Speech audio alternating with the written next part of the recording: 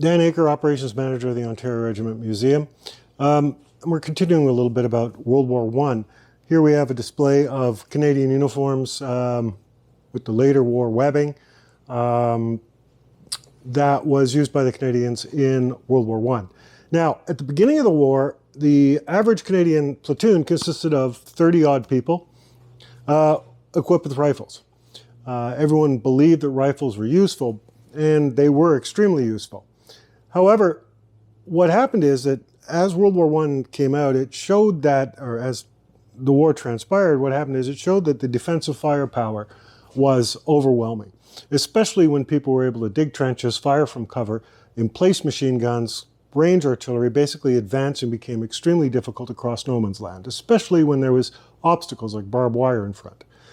So the response, at least initially by the British and the French on the offensive, was to plan elaborate artillery bombardments to suppress the German lines to allow the Allied troops to advance.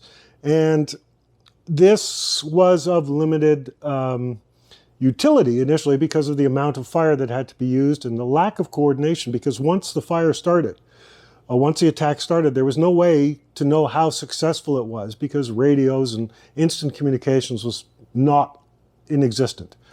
So basically, if a unit got slowed down by uncut wire or by mud and the artillery moved off, the defenders would be able to basically shoot them to pieces.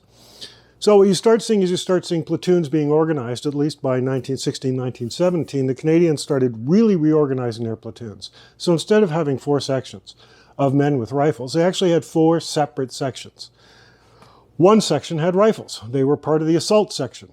The second assault section was known as bombers, and they would basically have rifles, the regular kit, but they also carry sandbags filled with hand grenades. Those 2 sections, their idea was to get in the trenches, because the best way to clear a trench is to wander down a zigzag trench. And every time you come to a zig, you throw a hand grenade around it. Wait for it to go bang, that's the important bit. Then go to the next zag, pitch a hand grenade, and continue. You don't want to walk around the corner of a trench where there's someone waiting to shoot you. So you put a hand grenade to say hello first.